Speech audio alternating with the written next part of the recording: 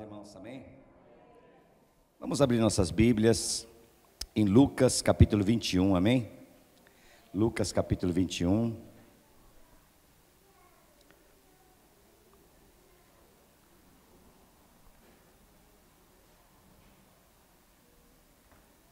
Lucas 21.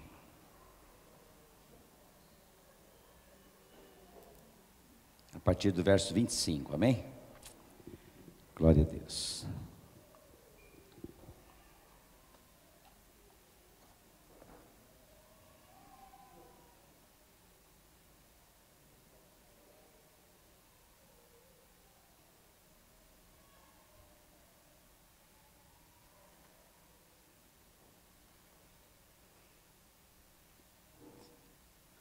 Lucas 21,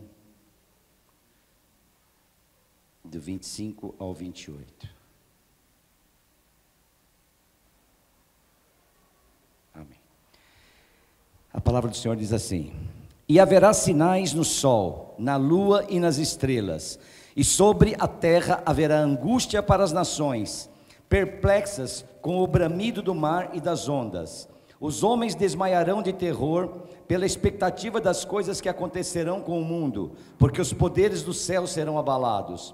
Então verão o Filho do Homem, vindo com poder e grande glória numa nuvem. Quando essas coisas começarem a acontecer, exultai e levantai a cabeça, porque a vossa redenção se aproxima. Amém? Glória a Deus. Vamos orar. Senhor amado, Deus querido, nós queremos te agradecer pela tua palavra, Senhor, que acabamos de ler aqui neste momento, Deus. Nós sempre temos dito aqui nesse lugar que a tua palavra ela é inerrante, absoluta, verdadeira, Senhor, é uma palavra transformadora, Deus, e eu te peço, Senhor, em nome de Jesus, para que o Senhor venha através desse texto que nós acabamos de ler, Senhor, e daquilo que o Senhor já colocou de antemão no meu coração, que o Senhor venha falar às nossas almas, aos nossos espíritos, nessa manhã aqui nesse lugar, Senhor, que nós possamos sair daqui, Deus, transformados pela tua palavra, Senhor, é o que eu mais desejo, é o que eu te peço, Senhor, em nome de Jesus, amém. Amém? Pode sentar-se, amém? Aleluias. Só queria fazer uma parte, né? Ou um parênteses, e na questão do que a Marisa começou a falar aqui, sobre o momento dos dízimos e ofertas, né? É muito importante, irmãos, que nós comecemos a refletir um pouco sobre essa questão, né? Não só porque a igreja precisa de recursos, não é isso, e que na realidade precisa, né? Só para os irmãos terem uma ideia, isso é bom até nós compartilharmos. Hoje as nossas despesas mensais, incluindo aluguel e tudo que nós temos de despesas, de contas a pagar aqui na igreja, soma algo em torno de R$8.000 por mês de despesa, né? Só o aluguel aqui são R$6.600, se não me engano, só o aluguel. E aí vem estacionamento, vem luz, água, seguro, e tem tanta coisa, né? Limpeza, e aí vai por aí afora. E como se não bastasse, né? A nossa entrada mensal, ela gira em torno de R$4.000 hoje, né? Nós estamos com cerca de 10 dizimistas em média, né? Quando muito chegam a 12 pessoas que dizimam, nem todos são constantes, né? Então a nossa dificuldade financeira ela tem sido muito grande. E aí você pode me perguntar, mas pastor, peraí, alguma coisa não está fechando. Como que se tem uma despesa de 8.000, entra 4.000, e aí como é que fica, né? O problema é que problema não, né? A solução para esse problema é que ainda nós temos uma reserva, né? Que hoje ela está se findando, né? Porque a cada mês nós temos que sangrar um pouquinho dessa reserva que nós temos, né? De outros tempos, de épocas áureas da igreja, né? Nós conseguimos fazer um caixa, graças a Deus, e em função disso a gente tem se mantido, né? Mas é muito importante, né, irmãos, e não só a questão, para a igreja isso é fundamental, é importante, mas a questão é a nossa compreensão acerca disso tudo, né, porque nós temos que entender, né, e nós temos discutido muito isso no estudo bíblico, né, nós temos que entender que o reino de Deus, ele é constituído de protocolos, amém? Existem protocolos no reino, são princípios que não podem ser quebrados, né? São princípios que têm que ser seguidos, e nós estamos estudando atualmente, e isso é um ponto muito interessante, que nós estamos vendo que nós somos pessoas que vivemos num país democrático, Amém? O Brasil é um país democrático, né? Vivemos num continente que é um continente democrático, apesar que tem alguns países aí que tem alguns probleminhas, mas na realidade vivemos aqui no meio do continente americano, é um lugar democrático. O mundo ocidental é um lugar democrático. Então nós temos uma grande dificuldade, porque nós temos uma cultura democrática arraigada em nossa essência, em nosso ser. E quando nós entramos na igreja, a igreja ela tem uma mudança totalmente diferente, porque a igreja é reino. E quando nós falamos de reino, nós estamos falando que existem os protocolos desse reino. Quando nós falamos de reino, nós entendemos já de imediato que existe um rei. E quando existe um rei num reino, a lei é absoluta e a lei é desse rei. Não existe um parlamento onde nós levamos as nossas questões e ali são discutidas e muitas vezes são aprovadas ou não, porque é o povo que governa, amém? No Brasil o povo elege os políticos, elege os governadores, elege o presidente, mas na realidade, teoricamente, né, o governo emana do povo. Isso é democracia. A democracia é quando o governo é a vontade popular, o povo é que governa através dos seus representantes. Nós vivemos no reino de Deus, nós somos cidadãos do reino, e esse reino é um reino teocrático. O reino teocrático não é um reino que existe um parlamento, existe um Deus, um único Deus, que tem as suas leis, que tem os seus princípios, que tem os seus protocolos, e que tem que ser seguidos, amém? Então, nós que vivemos democraticamente, é muito difícil entendermos isso, é muito difícil nós vivermos isso. A teoria ela é muito bonita, né? Nós discutimos ontem na aula aqui, e terça-feira, é muito legal, a gente consegue entender, puxa, fazer associação, é muito bonito, mas chega em determinados momentos que a coisa não funciona, né? A gente entende, poxa, é um rei, é um reino, oh, Deus é rei, amém, tenho que obedecer a Deus, amém, vamos cumprir aquilo que Deus quer, porque é a lei de Deus, a Bíblia é a nossa Constituição enquanto cidadãos do reino de Deus. Nós temos a nossa Constituição do Brasil, mas para nós como reino, nós temos a nossa Constituição que é a Bíblia, vamos seguir, amém. Agora então, irmão, vamos dar o dízimo, opa, aí a coisa muda de figura, amém. Então aí vem as questões, né, poxa, mas eu não sei se o dízimo é obrigado, por que eu sou obrigado a dar dízimo? Por que eu sou obrigado a ofertar? Onde está isso na Bíblia? Onde mostra que tem dízimo? Onde que eu tenho que dar dízimo? Então, eu estou falando o dízimo como um exemplo, mas são muitas questões, são muitos pontos em que a democracia, ela acaba saindo da nossa maneira de viver dentro da igreja. Quando nós vemos, por exemplo, pessoas que entram e saem da igreja, vão embora da igreja, às vezes nem tchau dão. Que reino é esse? Amém? Imagina o seguinte, se fosse um reino como vocês conhecem lá, ontem nós assistimos um filme, né, Hércules, né, e não sei se alguém assistiu, mas eu gosto desses filmes épicos, né, e eu achei muito interessante, né, e lá você vê, é um reino, lá existe um rei, e se uma pessoa sai fora das regras, não quero mais saber desse rei, vou embora, o rei manda buscar e não manda trazer a pessoa, o rei manda trazer a cabeça da pessoa, amém? O reino funciona assim, a lei do rei é a lei absoluta, mas nós queremos viver debaixo da proteção do nosso Deus, queremos receber as bênçãos do nosso Deus, queremos receber o sobrenatural do nosso Deus, mas quando é para Ele exercer o seu domínio sobre nossas vidas como rei, nós deixamos muito a desejar como súditos, amém? E nós temos um grande privilégio, que nós, se formos comparar com o reinos aí que nós conhecemos, nós seríamos talvez súditos, mas nesse reino de Deus nós somos filhos, nós somos mais do que súditos, somos filhos, porque o nosso rei é o nosso pai, amém? Então são coisas que nós temos que começar a repensar em nossas vidas. Nós temos agora entrado num entendimento de reino muito profundo. Nós temos agora nos voltado para esse alinhamento de uma forma muito séria. Então nós temos que começar a mudar a nossa maneira de pensar, amém? Quando Jesus começou a pregar no seu ministério, lá em Mateus 4,17, depois dele ter sido batizado no Rio Jordão, depois dele ter passado por 40 dias no deserto, ele vem fazer a primeira proclamação pública, as primeiras palavras públicas de Jesus, quando ele inicia seu ministério com 30 anos de idade, ele diz: arrependei-vos, porque o reino é chegado. Amém? E arrependei-vos aqui nesse sentido que Jesus fala, não é no sentido de você, sinta remorso de tudo que você fez de errado, olhe para os seus pecados, chore, tenha remorso, não. Arrependei-vos aqui é no sentido de mudança de mentalidade. Mude a sua mentalidade, metanoia, mude o rumo do seu pensamento, mude a sua direção, porque agora a situação é diferente. Vocês viviam aqui no Império Romano, agora chegou o reino de Deus, agora é um reino e você está inserido nesse reino, amém? Nós somos cidadãos desse reino, e agora a nossa mentalidade tem que ser outra, tem que ser diferente, amém? Vou pregar agora, tá, irmão? Isso aqui não tem nada a ver. Isso foi um desabafo espiritual.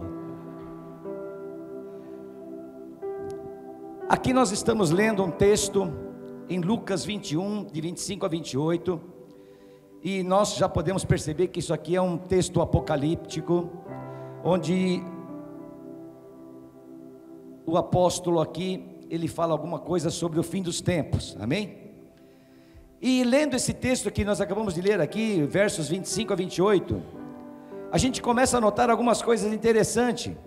Em primeiro lugar, algo que já bateu no olho e pensando, refletindo um pouco sobre o texto, o Senhor me fez chamar a atenção para um ponto interessante.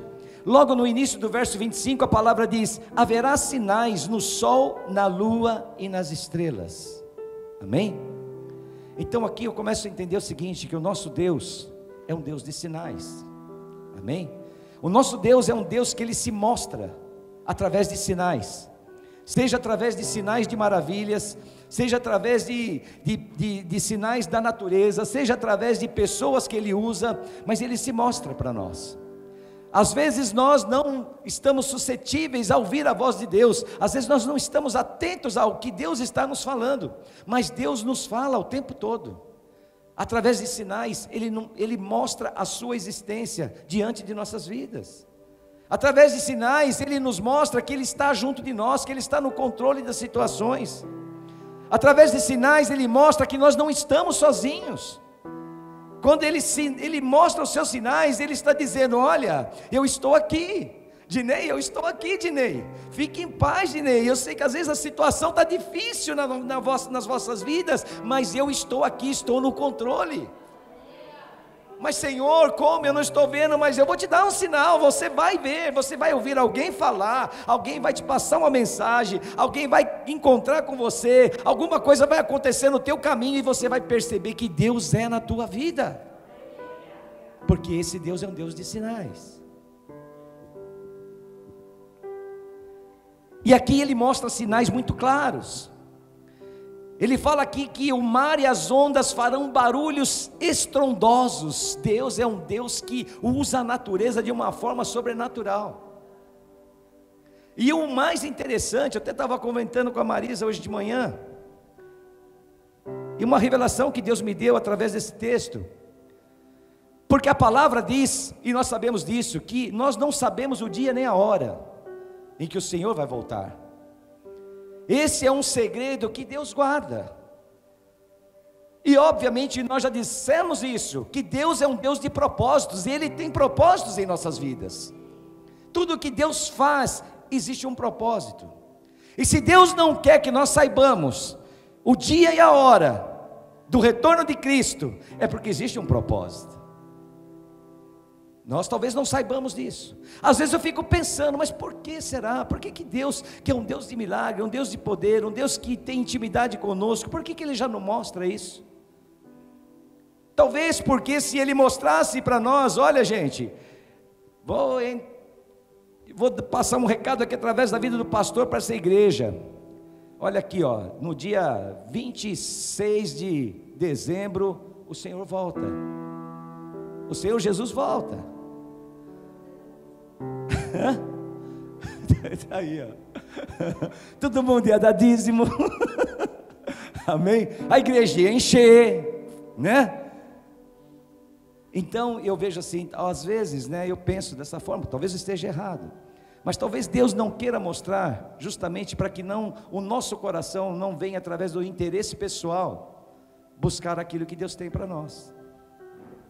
Então Deus deixa nós vivermos a nossa vida, na expectativa, de que um dia Ele vai voltar, que o Senhor Jesus vai voltar, mas Ele não diz o dia nem a hora, amém? Mas agora uma coisa que me chamou a atenção nisso, e que eu fiquei intrigado, se Deus não quer dizer, e não quer que nós saibamos o dia e a hora, por que Ele vai fazer sinais? Olha que interessante, aqui a palavra está dizendo, que haverá sinais no sol, na lua, nas estrelas, as ondas do mar e o mar farão bramidos terríveis, e tudo isso será um sinal de que o Senhor virá, que chegou o momento. E ele ainda diz, quando essas coisas começarem a acontecer, quando essas coisas, lá no versículo 28, quando essas coisas começarem a acontecer, levantai a cabeça, exultai, regozijai, alegrai-vos, e levante a cabeça, e jubilem-se, porque esta é a hora, o Senhor está voltando. Ele não quer que nós saibamos o dia e a hora, mas Ele vai dar sinais. Então eu imagino o seguinte, que entre o momento em que Jesus vem ao mundo novamente pela segunda vez, e entre o momento, e vai haver um momento, uma lacuna, em que nós vamos estar sabendo que Jesus está vindo, naquele momento, porque os sinais vão acontecer, a palavra diz que os sinais vão acontecer. Deus é tão bom, Deus é tão misericordioso, que isso eu estou falando na minha opinião, tá gente, não está na Bíblia, que eu imagino assim, que Deus acho que vai deixar um espacinho de tempo, para que as pessoas se arrependam, para que as pessoas se voltem para Deus, para que as pessoas tenham tempo, como aquele ladrão na cruz, que ele teve um tempinho antes de morrer, onde ele pôde se arrepender, onde ele pôde ter uma metanoia, uma mudança de posicionamento em relação a Deus, e dizer: Senhor, eu me arrependo, eu quero mudar, eu quero estar contigo no paraíso. Então talvez Deus vai dar esse tempinho, talvez pequeno, mas para que nós possamos nos achegar a Ele, amém? Aleluias. Depois desses sinais, nós começamos a ver que os sinais não vão acontecer para algumas pessoas em particular, porque Deus é um Deus que ama a todos. E aqui nós vemos aqui no texto que diz que vai ocorrer em muitas nações, e essas nações, países, territórios, continentes ficarão angustiados porque vão começar a ver, eu não sei o que vai acontecer, mas quando a palavra diz que haverão sinais no sol, na lua, nas estrelas, eu não tenho como nem imaginar o que vai ser isso. O mar e as ondas vão começar a fazer barulhos tão terríveis, que a palavra diz aqui que os homens desmaiarão de terror, pela expectativa do que vai acontecer,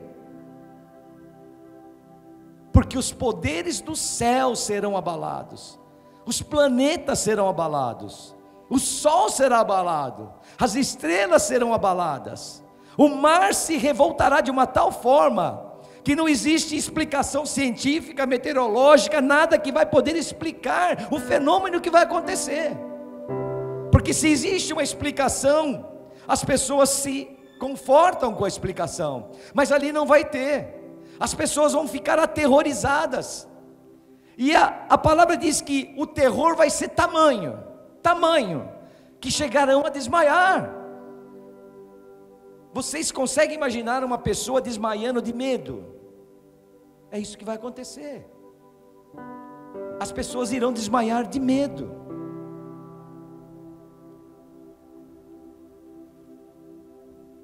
E por fim, depois de tudo isso, quando essas coisas acontecerem,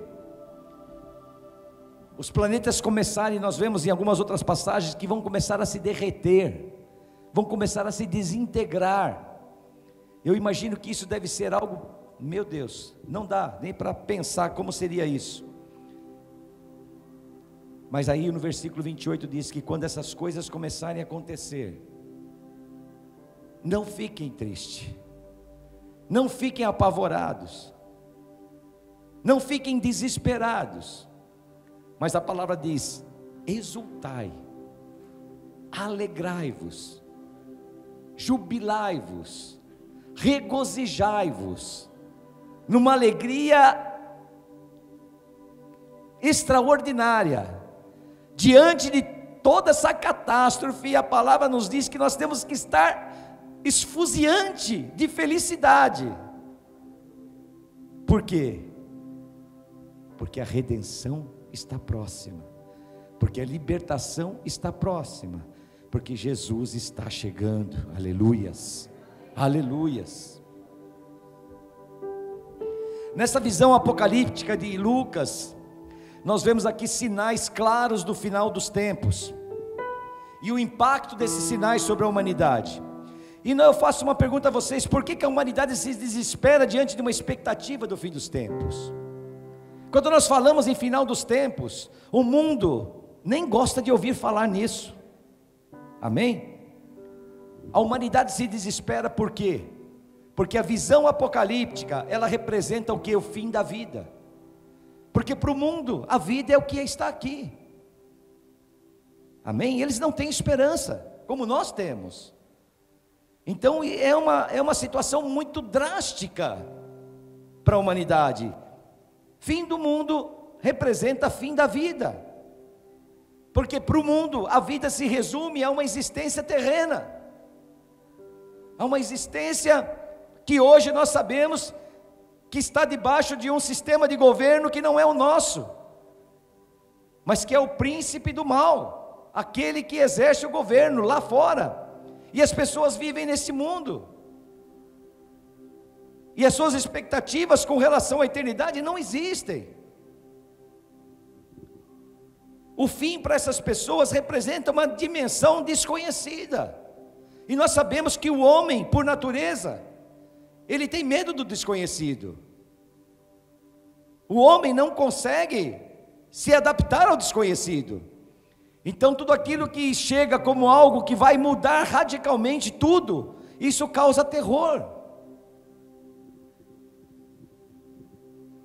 Em 1 Coríntios 15, 19 a palavra diz: se a nossa esperança em Cristo é apenas para esta vida, nós somos os mais dignos de compaixão entre todos os homens. Em outras versões diz: nós somos os mais miseráveis de todos os homens. Aquele que tem expectativas, mesmo em Cristo, mas só nessa terra, só nessa vida, são as pessoas mais miseráveis que existem. Aqueles que não têm a esperança de uma vida glorificada no reino, são os mais miseráveis. E o crente, por que nós crentes não nos desesperamos? Porque o fim dos tempos para nós representa um portal de passagem, uma abertura para uma outra dimensão, para uma outra vida, para uma outra situação totalmente diferente dessa. Para nós é isso que representa o fim dos tempos. O fim dos tempos para nós representa deixar uma vida de sacrifício, representa deixar uma vida de lágrimas, uma vida de sofrimento que nós muitas vezes passamos aqui nesse lugar. E lá, quando nós estivermos lá junto com o nosso Senhor, lá naquele governo, que é um governo totalmente diferente desse, nós vamos estar vivendo uma situação diferente, porque a palavra diz que as nossas lágrimas serão enxugadas, que as dores não existirão mais, que o sofrimento deixará de existir. Aleluias. O fim representa a redenção, como vimos lá no versículo 28.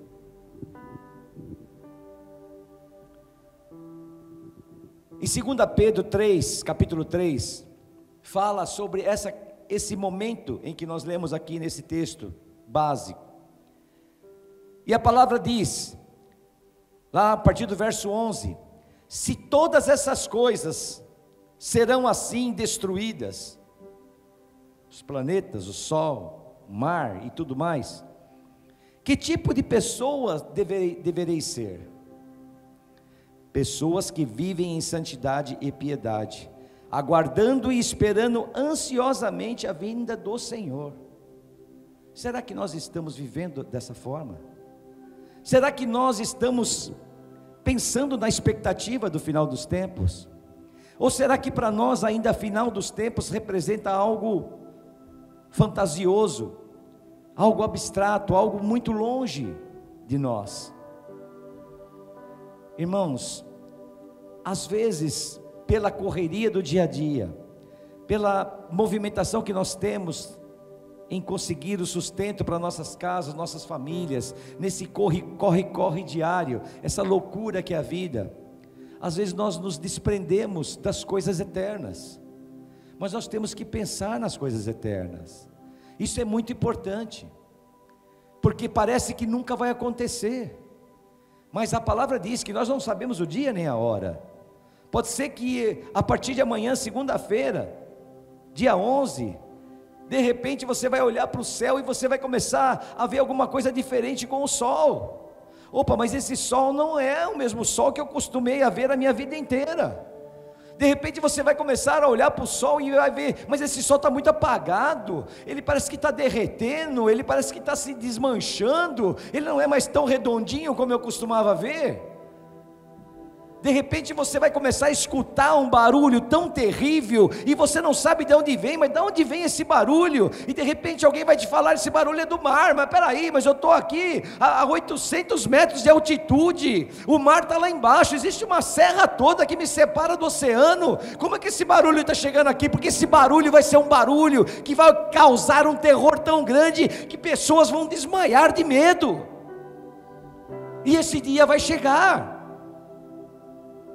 Só que nós às vezes não acreditamos nisso, como não acreditamos que um dia nós podemos ter um câncer, como nós não acreditamos que um dia a vida foi totalmente saudável, tivemos uma vida normal, sem problemas, com saúde, fazendo tudo o que poderíamos fazer e queríamos fazer, mas um determinado dia, e um terrível dia, você vai passar por uma consulta, por um probleminha, uma dorzinha que você está sentindo, e aí de repente vem uma notícia terrível para a tua vida, e o médico diz, você está com câncer, e é um câncer difícil, e é um câncer que provavelmente vai te dar somente alguns meses de vida. Isso é uma realidade que pode chegar e bater a tua porta, e aí você vai começar a pensar, mas puxa vida, isso nunca aconteceu comigo, eu nunca pensei nisso, eu tenho que, o que eu vou fazer agora?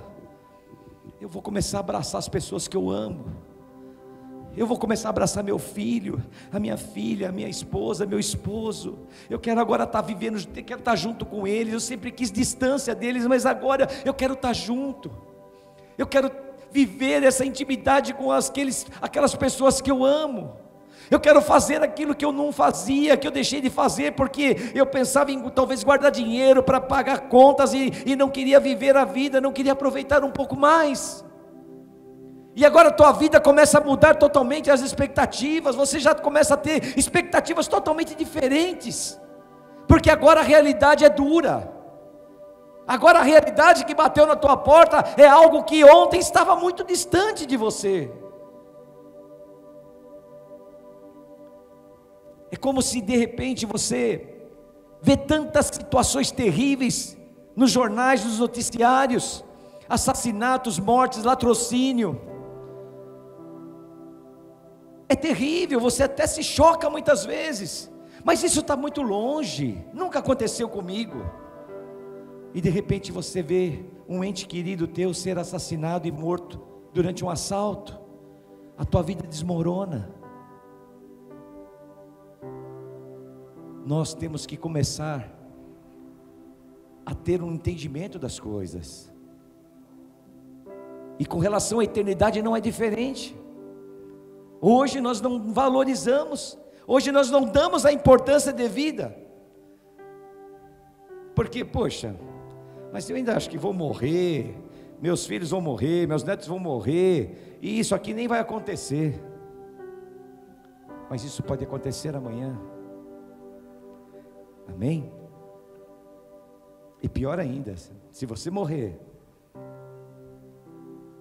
e não estiver aguardando como uma pessoa que vive em santidade e piedade, como diz aqui o apóstolo Pedro, aí pode ser tarde demais. O apóstolo Paulo diz lá em Filipenses 3,17: irmãos, sede meus imitadores. E esse homem falava com propriedade, porque esse homem entendia muito bem tudo isso aqui que nós estamos falando. Ele sabia que tudo isso aqui é uma realidade, e uma realidade que vai acontecer sim. E ele sabia da seriedade de tudo isso que o Senhor nos trouxe através dessas informações pelas Escrituras Sagradas. E o apóstolo Paulo é aquele que realmente agia e vivia de acordo com uma santidade acima de qualquer suspeita, porque a preocupação dele era fazer a vontade do Pai, porque ele sabia da volta do Senhor Jesus novamente. Ele sabia que ele era aqui apenas um peregrino, ele sabia que ele tinha apenas que cumprir uma missão aqui nesse lugar, e quando ele cumpriu essa missão, ele disse: eu combati o bom combate. Estamos combatendo um bom combate? Será que nós podemos chegar para pessoas que conhecemos e dizer: sejam meus imitadores, imitem a minha conduta, a minha atitude, imitem a minha espiritualidade, a minha santidade, imitem aquilo que eu faço, sigam-me por onde eu ando, assistam o que eu assisto na televisão, vejam o que eu vejo na internet, me usem como exemplo. Será que nós podemos dizer isso?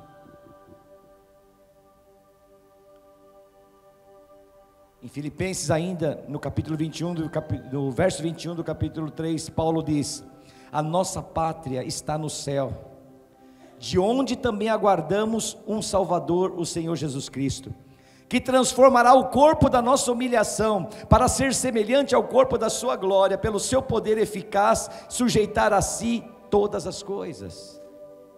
Essa era a visão de Paulo, e essa é a visão que muitas vezes nós não temos hoje. Nós temos sim o conhecimento, mas quando nós falamos em conhecimento, nós falamos de uma área de nossas vidas que é o racional, e nós entendemos racionalmente, porque já lemos essa passagem muitas vezes, e se nós formos falar para alguém, ela vai falar: não, me lembro, sim, nós somos cidadãos do céu, não somos cidadãos daqui, sim, nós sim teremos um corpo transformado, esse corpo de humilhação não vai mais existir, porque nós vamos ser glorificados, vamos ter o mesmo corpo que Jesus tem. Mas isso, racionalmente, o nosso coração, ele não está enxergando isso, porque a nossa vida muitas vezes não muda. Sabemos de tudo isso, mas a nossa vida não muda.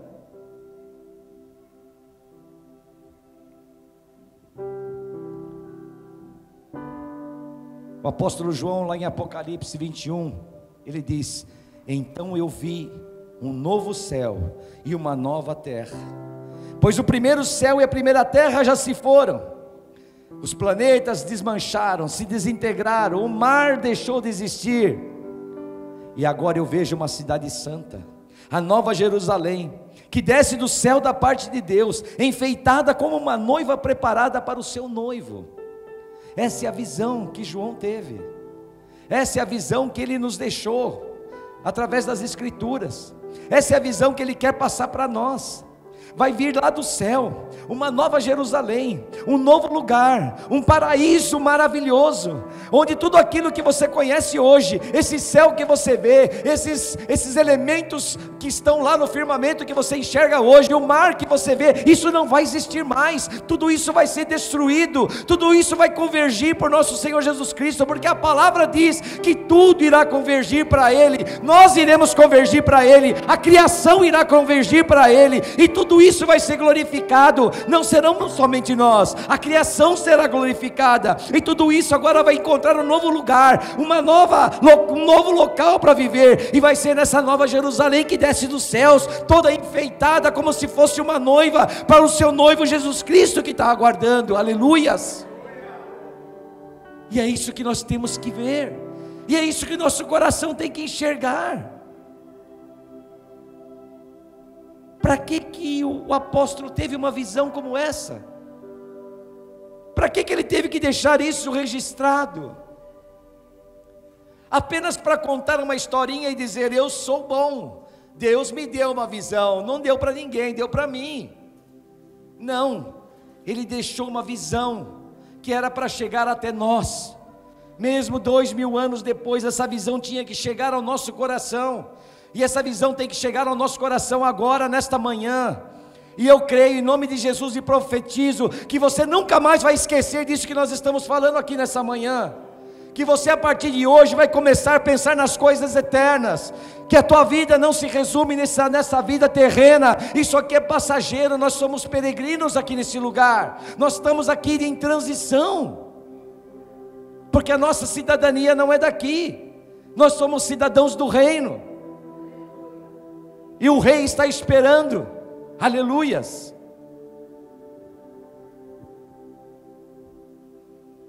E essa cidade, nesse lugar, ainda em Apocalipse a palavra diz, que o Senhor enxugará dos olhos toda lágrima, e não haverá mais morte, e não haverá mais pranto, e não haverá mais lamento, e não haverá mais dor, porque as primeiras coisas já passaram. E ele diz mais: eu faço nova todas as coisas. Eu não sei o que se passa na tua vida. Eu não sei qual tipo de problema que você está enfrentando. Eu não sei quais são as angústias que estão apertando o teu coração, que muitas vezes te sufocam e tiram até a respiração. Parece que você não tem força nem para respirar. Aquela angústia que dói no peito, que dilacera no peito. A angústia que muitas vezes você tem que engolir as lágrimas, porque você às vezes não pode nem soltar essas lágrimas. Ou quando muito num lugar secreto, quietinha, num quarto quietinho, fechado, e é lá que você vai se derramar em lágrimas. Porque a situação é tão complicada e tão difícil. As dores, quando chegam às nossas vidas, elas vêm para machucar, e machucar de fato. Mas o Senhor diz que nós temos que ter esperança, porque a nossa vida aqui ela é muito passageira. Lá em Tiago diz que a nossa vida é como uma neblina, que aparece de manhã e se dissipa logo mais. Ela passa muito rápido, e todo esse sofrimento vai ficar para trás, porque o Senhor diz: eu faço nova todas as coisas, eu faço nova todas as coisas, eu faço novo o teu corpo, porque eu vou glorificar o teu corpo, eu faço nova a condição da tua vida, porque você não vai mais derramar uma lágrima sequer, você não vai sentir mais uma dor, você não vai ter mais lamento, e não vai ter mais pranto, porque tudo isso ficou para trás. Agora é uma nova vida.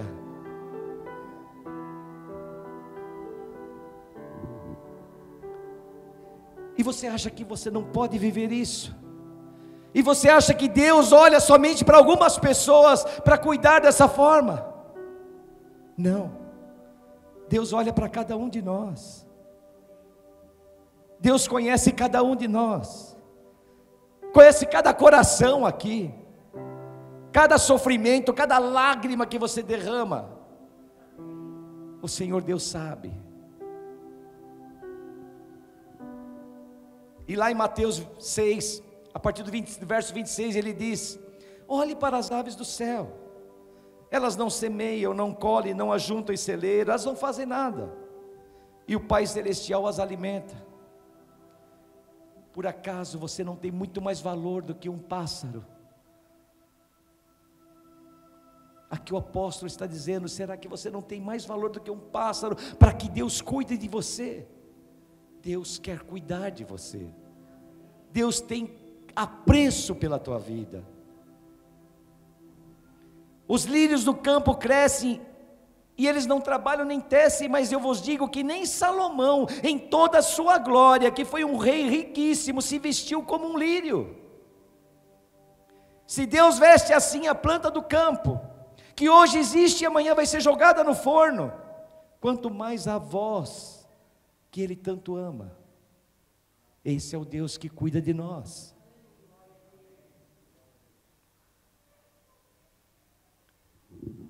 É muito lindo quando nós ouvimos isso. É muito lindo quando nós ouvimos que Deus tem um amor tão grande, e que cuida de nós de uma forma tão cuidadosa. Mas é muito triste quando nós deixamos de pensar nas coisas de Deus, quando nós começamos a deixar de pensar no eterno, quando nós começamos a não dar valor naquilo que Deus quer passar para nós como informação importante para nossas vidas, que é: olhe, tenha uma vida diferente, mude a sua maneira de pensar e de agir, mude suas atitudes, mude a sua posição, mude o seu alinhamento com Deus, porque o eterno existe, é real, estamos caminhando para lá, amém? Aquele que se preocupa somente com essa vida é o mais miserável de todos os homens, porque aqui não significa nada. Eu vi um dia um pastor falar: caixão não tem gaveta, tudo aquilo que aqui você consegue, aqui vai ficar, você não vai levar nada, a vida aqui não representa nada. Para nós o que vale é aquilo que nos aguarda na Nova Jerusalém, que vai descer do céu da parte de Deus. É isso que importa para nossas vidas, amém? Para finalizar, Efésios 1, lá no versículo 7 diz: em Jesus nós temos a redenção. E no versículo 10, todas as coisas vão convergir para Cristo, tanto as que estão no céu, como as que estão na terra, amém? Nós estamos aguardando por esse momento. A palavra diz que a natureza geme dores de parto, aguardando por esse momento da redenção. Isso é a natureza, que não tem coração. Isso é a natureza, que não tem a Bíblia na mão.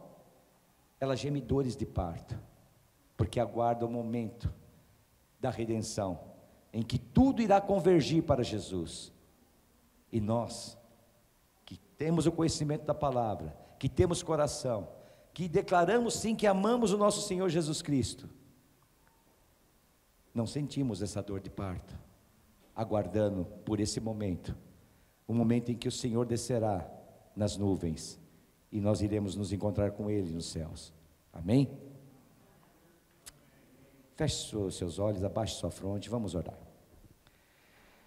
Senhor amado, Deus querido, nesse momento, ó Pai, eu quero te pedir, Senhor, para que o Senhor venha abençoar a vida de cada um que está presente aqui nesse lugar, Deus. Que essa palavra, Deus, possa vir de encontro ao nosso coração. Que essa palavra possa servir de alerta às nossas vidas, Senhor, para que nós possamos fazer uma reflexão acerca dos valores que nós temos considerado, Senhor, em nossa vida. Porque muitas vezes, Senhor, pela correria do cotidiano, pelo ativismo que nós nos entregamos a cada dia, Senhor, parece que esquecemos das coisas mais importantes, que são as coisas eternas, porque de fato, o que são importantes, são as coisas que são eternas. Aquilo que é passageiro não tem importância nenhuma, porque vai passar. E muitas vezes nós não estamos atentando para isso, Senhor. E eu te peço nesta manhã, em nome de Jesus, para que o Senhor venha trabalhar em nossos corações, trabalhar em nossas vidas, para que nós tenhamos atitudes diferentes, posicionamentos diferentes, Pai. Deus, que nós possamos ser imitadores de Paulo, imitadores de Cristo, para que nós possamos andar corretamente segundo a Tua vontade e na Tua direção. Que nós possamos, Senhor, considerar que nós temos sim que ter uma vida de santidade, porque existirá um grande momento, existirá o grande dia, onde os anjos soarão as suas trombetas, e debaixo de tamanhos estrondos, nós olharemos para o céu e veremos o Senhor descer nas nuvens, e nós seremos levados a nos encontrar com Ele nas nuvens, e nós temos que ansiar por este momento, e esse momento tem que ficar gravado em nosso coração, e temos que lembrar desse momento dia e noite, dioturnamente, Senhor, para que nós não percamos o foco, porque quando nós começamos a nos distanciar desse tipo de pensamento, dessa visão, nós começamos a perder o foco, e a nossa vida já não tem já começa a sair do processo de santidade que vínhamos caminhando, e eu peço a Ti, Senhor, para que o Senhor não permita que isso aconteça, que isso fique no nosso coração, e que nós guardemos isso, para toda a nossa vida, em nome de Jesus, amém? Aleluias, amém. Espírito Santo, ore por mim, leve para Deus tudo aquilo que eu preciso, Espírito Santo.